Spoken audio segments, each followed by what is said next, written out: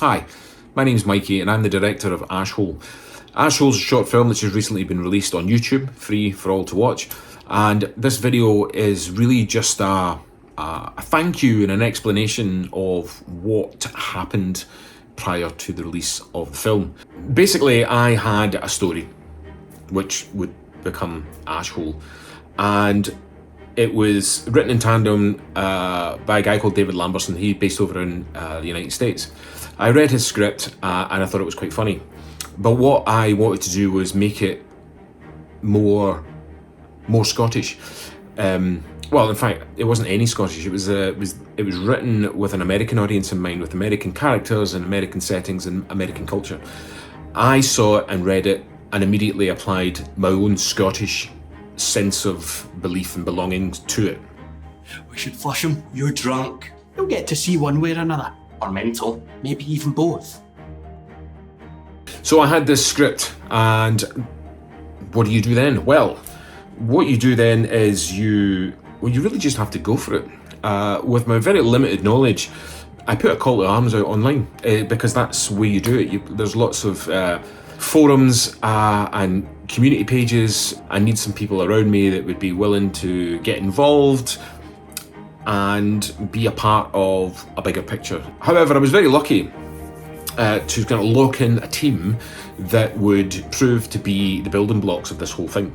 To show my worth and my seriousness of it, I invited everybody to a location and a hotel, and we hired out a boardroom and coffees and drinks and teas and all that kind of thing. You stop at the door, form an orderly queue, and present case. Just say hello, meet people face to face, because it's always easier to do it. Nobody does it anymore. It's always done online. I figured if you meet people face to face, let them see you're serious, give them a bit of background, a bit of context. So once I'd met with people a couple of times, we went over the script, made some changes, because then I started pulling in other people who started looking at things slightly different than I would. And it was good to have face-to-face dynamic chats with people who would say, have you considered this? Have you considered changing this? This dialogue here doesn't make sense. This scene doesn't make sense without adding this in, and it's great. And you have to be not so precious about it. Yes, I know it's your project and you want to be the best it can be, but the best way it can be the best is to include everybody, because, you've heard the phrase, many hands make light work. Well, many brains make things more interesting or better. I don't know, I'm not entirely sure that's a phrase. So with a team in place, a cast in place, because I put the cast together in much the same way as I put the team together, I put it out there, people responded, I spoke to them, I made decisions. Then you just have to do it.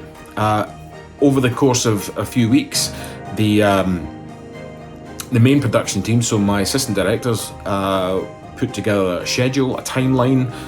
They got me to block out all the scenes. We all met up for a rehearsal day, but some couldn't make it, some did. But we went through that. We used it as an opportunity to look at the location, look at how we were going to film it, and how many scenes were going to be, how many angles were going to be within each scene.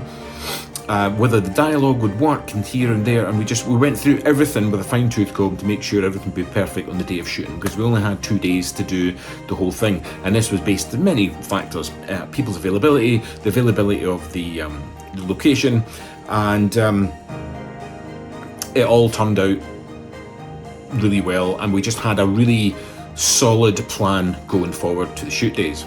The location for Ashhole was in a bowling club, and the setting was exactly what I needed, because the film is about a funeral, or at least a wake within it. It's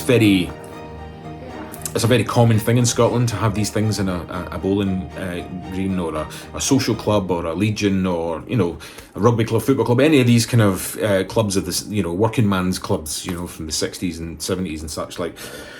So we were lucky enough to get locals from the area who, again, put a post out on Facebook, and they all came down on a certain time on a certain day, dressed in black as if they were going to a funeral, and everybody turned up, and we got them to sign some forms to say it was okay to use their likeness on film, and they all did as they were asked as well, to be mourners, to hang about, have a drink, and just talk to each other while we were filming, to make it look like we were in a congregation of mourners in a wake.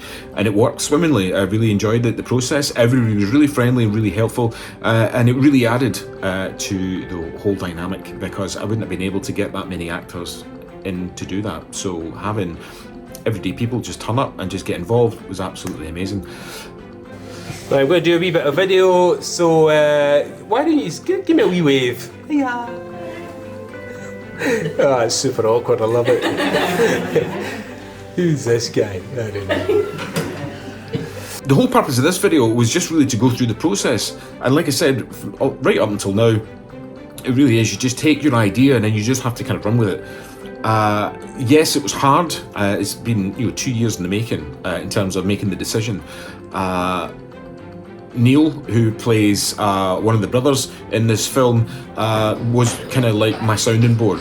Prior to that, I talked to him with phone calls about doing this, doing that. But at the end of the day, after multiple coffees, multiple meets, and it was just you're just gonna have to do it. So I did.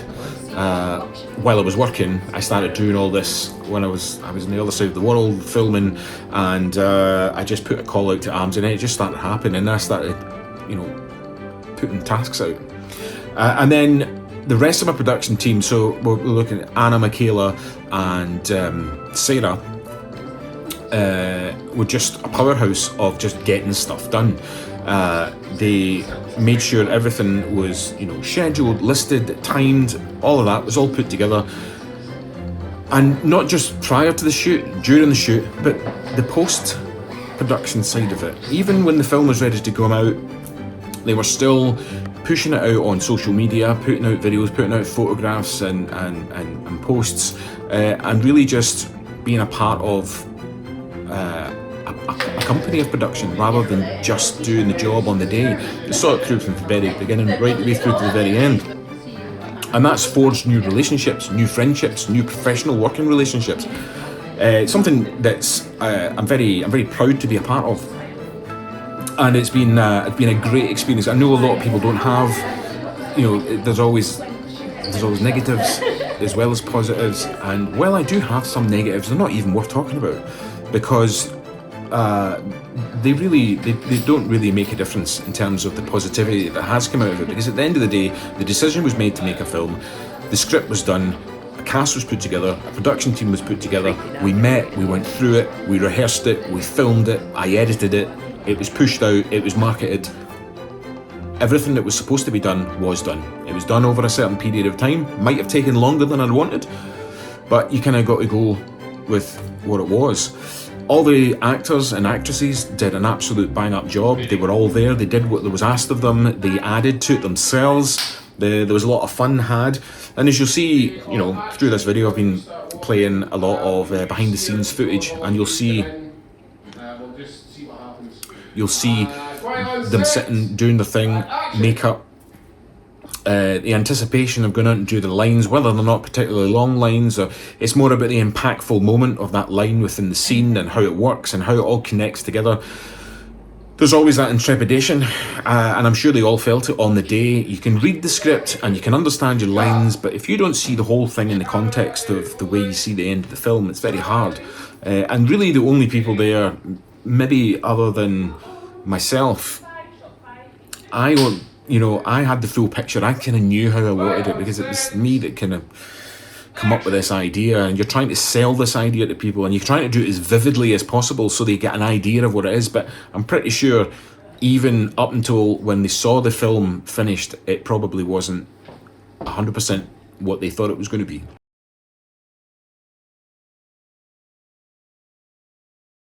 So my name is Camilla, and today I'm playing pregnant woman. So this is a bit of a spoiler about my part. And my character is quite in a bad place, and she had brief relationship with the deceased. I'm Lenny, and I'm playing an old lady who likes Marks and Spencer's swearing. My name is Alistair Rennie, and I'm playing the character Fergus.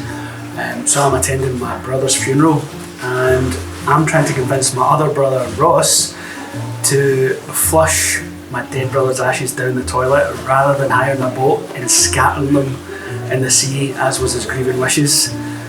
And I managed to make a success of it. I'm MICHAELA, BARTON, and I'm doing first AD, along with Anna.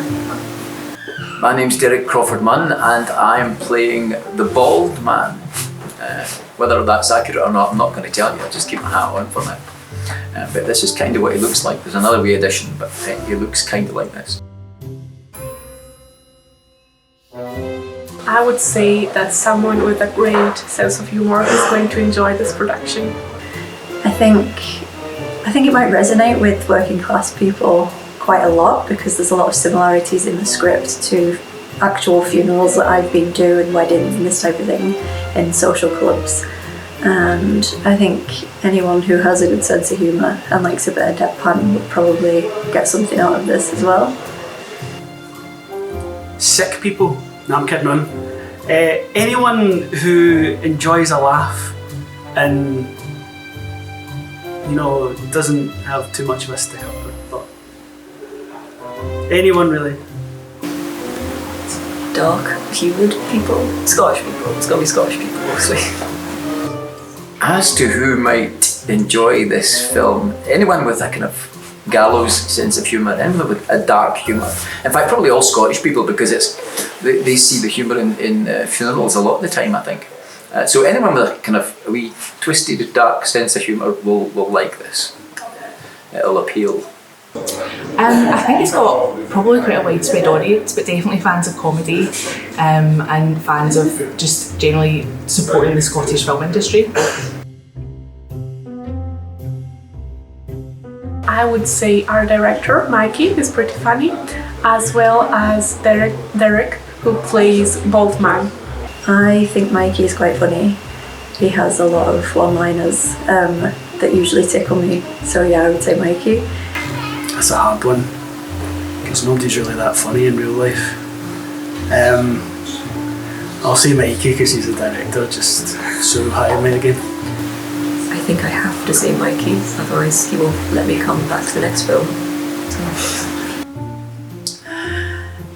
Who's the funniest person on the... It was me, actually, so enough said. And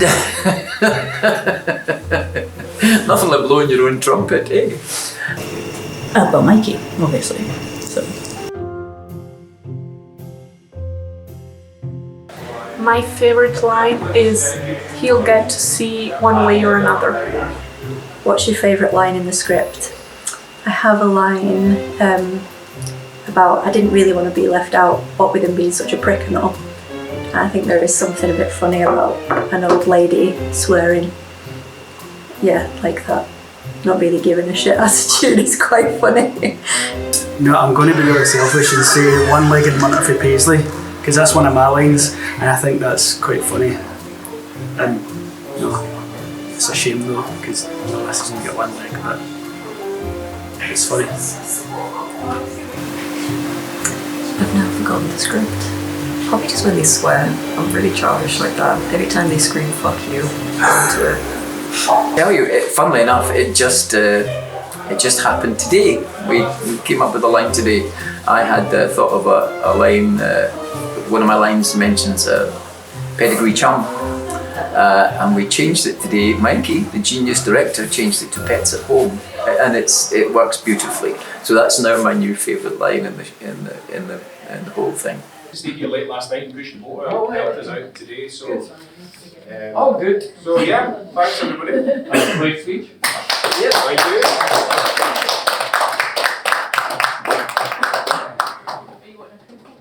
Do I want one? Yeah, let's do it. Let's get Derek. Let's get a team photo before you go. But really, this video was just to, one, to say thank you to everybody that took part. So if you're watching this and you were in some way involved with the making of Ashhole, whether it was location, extras, cast, crew, it doesn't matter. If you were involved in some way, thank you very much. It was an experience, and it was a positive experience. It was a great experience. I really enjoyed it. And I really loved the feedback once everybody watched the film and their thoughts on it and what they took away from it and their favourite bits, and it really cemented the fact that what I thought of at the time and it came to fruition. So I've come full circle, basically. So you start with that idea and you see the whole thing, you know, pan out. And it's still not stopped. There's still more to go. The film's been pushed into a couple of festivals as well. More on that to come. So thanks again. Thanks for watching. Check out the film and stick with the channel. There'll be more coming. Thanks very much for your time, and if you've enjoyed the film, make sure you leave a comment to say so. That would be grand. And hopefully we'll have more coming for you in the very near future. Foley, Treg, Ross, in toilet, take 2.